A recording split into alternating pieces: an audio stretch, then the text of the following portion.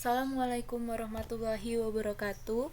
Perkenalkan, nama saya Dwika Calika Septia Rahma dari kelas Kimia B dengan NIM 2006031101069.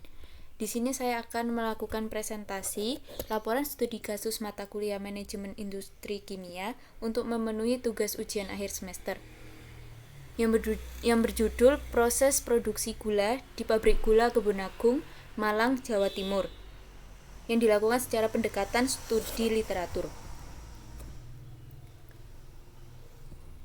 Selanjutnya yaitu saya akan menjelaskan tentang deskripsi produk.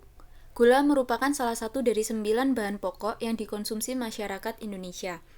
Sebagian besar gula dikonsumsi oleh masyarakat sebagai sumber energi, pemberi cita rasa, dan sebagai bahan baku industri makanan dan minuman. Peran gula dalam industri pangan sangat penting, terutama sebagai pemberi rasa manis terhadap produk. Gula sebagai sukrosa diperoleh dari nira tebu, bit gula, atau aren. Proses untuk menghasilkan gula mencakup tahap ekstraksi atau pemerasan, diikuti dengan pemurnian melalui destilasi atau penyulingan. Beberapa produk yang dihasilkan oleh PG Kebun Agung yaitu yang pertama gula SHS atau Superium Hofstadter atau GKP. Yang kedua gula retail, 3 tetes tebu, dan yang keempat adalah ampas tebu. Selanjutnya yaitu deskripsi perusahaan. PG Kebun Agung Malang didirikan pada tahun 1905 oleh seorang Tionghoa yang bernama Tan Cui Wan Bi. Pabrik gula Kebun Agung Malang terletak di Desa Kebun Agung, Jalan Raya Kebun Agung, Kecamatan Pakisaji, Kabupaten Malang, Jawa Timur. Struktur organisasi di pabrik gula Kebun Agung Malang merupakan sistem garis. Sistem ini bertujuan untuk memudahkan keseluruhan aktivitas perusahaan, di mana antara divisi satu dengan divisi lainnya saling berkaitan. Fasilitas yang ada di PG Kebun Agung yaitu pengertian fasilitas yaitu segala sesuatu yang dapat memudahkan dan melancarkan pelaksanaan suatu usaha dan merupakan sarana dan prasarana yang dibutuhkan dalam melakukan atau memperlancar suatu kegiatan. Fasilitas yang ada di PG Kebun Agung yaitu 1. Upah karyawan disesuaikan dengan ketentuan yang berlaku. 2. Fasilitas perumahan berupa rumah dinas bagi karyawan tetap. Dan yang ketiga yaitu fasilitas perawatan dan pengobatan kesehatan serta bantuan biaya pemondokan bagi seluruh karyawan dan keluarganya. Yang selanjutnya yaitu sertifikat perusahaan. Yang pertama, sertifikat halal MUI adalah fatwa tertulis Majelis Ulama Indonesia yang menyatakan kehalalan suatu produk sesuai dengan syariat Islam. Yang kedua yaitu sistem manajemen lingkungan ISO 14001 tahun 2004 merupakan sebuah standar internasional yang berkaitan sistem manajemen lingkungan. Yang ketiga yaitu ISO 9001 tahun 2008 adalah suatu standar internasional yang berkaitan dengan sistem manajemen mutu. Yang keempat yaitu SNI 01-3140.3.2010. Standar ini menetapkan persyaratan mutu, pengambilan contoh, cara uji, penandaan, dan pengemasan gula kristal putih. Yang selanjutnya yaitu akan memasuki proses produksi. Tahap awal yaitu persiapan praproduksi. Yang pertama, bahan baku. Bahan baku yang digunakan dalam pembuatan gula kristal adalah tebu atau Saccharum officinarum yang dapat tumbuh di daerah sawah dan tegal atau daerah iklim tropis dan subtropik. Tanaman tebu yang akan diproses adalah bagian batang yang mengandung gula atau sukrosa. Yang kedua yaitu bahan pendukung. Beberapa bahan pendukung dalam proses pembuatan gula yaitu yang pertama air ambibisi untuk mengekstraksi nira yang terkandung dalam tebu. Yang kedua yaitu kapur tohor atau CaO berfungsi untuk mengikat senyawa-senyawa bukan gula dalam nira mentah. Yang ketiga yaitu belerang digunakan sebagai bahan pembuatan gas SO2 dalam pembakaran belerang dengan udara terbatas. Yang keempat yaitu flokulan merupakan bahan yang digunakan untuk mempercepat proses pengendapan. Yang kelima yaitu natrium hidroksida, berfungsi untuk membantu menghilangkan atau melunakkan kerak pada evaporator dan pipa-pipa pemanas. Yang keenam yaitu asam fosfat atau H3PO4, ditambahkan pada proses pemurnian yang berfungsi sebagai inti endapan yang mampu mengikat koloid halus dan kecil sehingga kotoran mengendap. Yang selanjutnya yaitu proses produksi. Proses yang pertama yaitu timbangan tebu. Timbangan tebu berfungsi untuk mengetahui berat tebu yang masuk ke dalam emplasemen. Dalam operasionalnya, PG Kebun Agung telah menggunakan sistem komputerisasi untuk pendataan berat tebu walaupun masih didukung oleh sistem manual. Tujuannya untuk mengetahui bobot tebu yang masuk dan digiling. Yang kedua yaitu stasiun gilingan atau proses pemerahan. Tujuan dari stasiun gilingan ini adalah mengambil gula yang ada di dalam tebu sebanyak mungkin dengan cara yang lebih efisien, efektif, dan ekonomis, dan memisahkan ampas dengan nira sebanyak-banyaknya.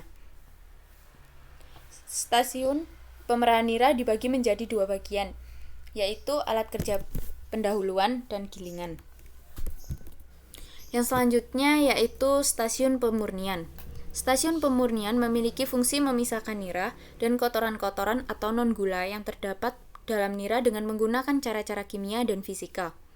Dalam proses ini, diupayakan kerusakan yang terjadi pada sukrosa atau gula seminimal mungkin. Karena jika kerusakan yang terjadi terlalu besar, maka kandungan sukrosa dalam nira akan turun atau semakin sedikit. Dalam proses pemurnian terdapat 3 macam, yaitu defekasi, karbonatasi, dan sulfitasi. Yang keempat yaitu stasiun penguapan. Bertujuan untuk memisahkan air dengan nira serta mengubah nira mentah menjadi nira kental. Kandungan air dalam nira cukup besar, sehingga dilakukan penguapan untuk mengurangi kadar air secara maksimal. Penguapan dilakukan untuk memaksimalkan kerja di stasiun masakan untuk membentuk kristal gula. Penguapan dilakukan dengan menggunakan alat evaporator. Prinsip kerja pre-evaporator dan evaporator menguapkan sebagian besar air yang ada dalam nira dengan sistem quantipole effect.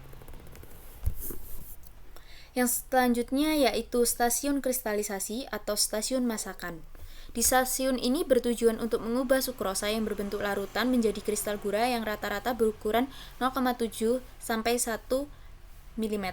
Sukrosa yang terkandung dalam nira kental diuapkan sehingga menghasilkan mesquite, yaitu campuran kristal gula dan larutannya.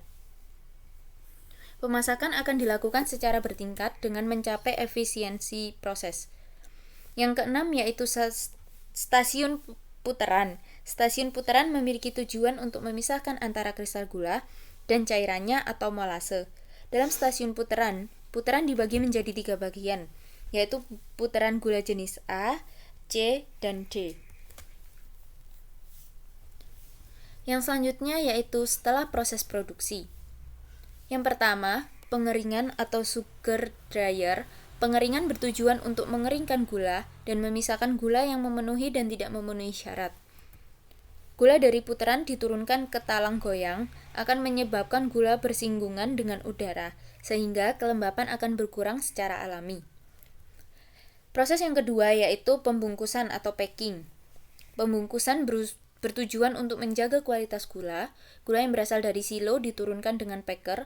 Packer adalah alat yang dipasang di ujung silo untuk membagi gula yang turun.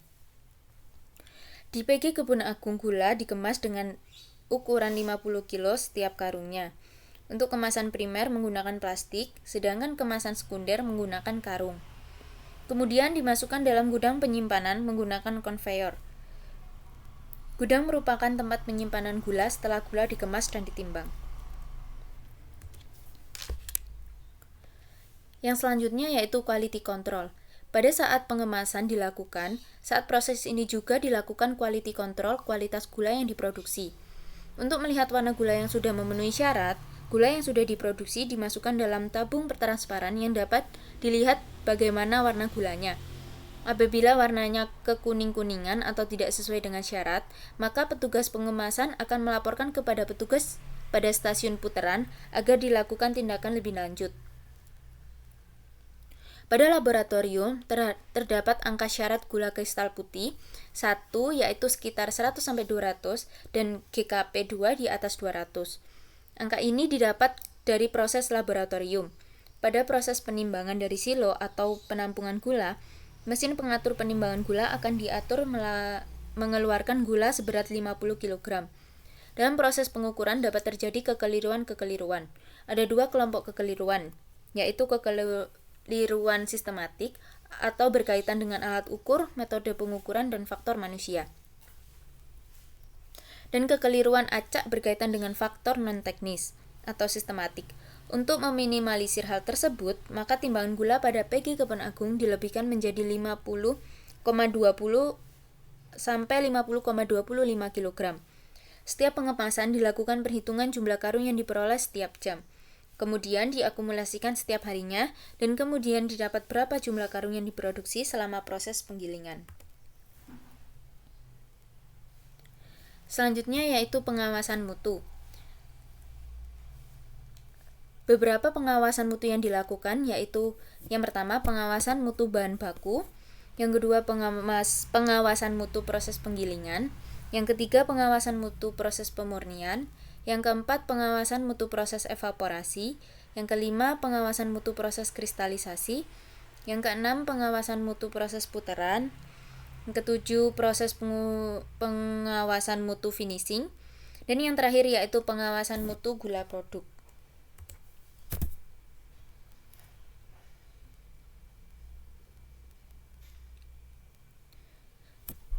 Sekian dari saya, apabila ada kesalahan saya mohon maaf. Wassalamualaikum warahmatullahi wabarakatuh.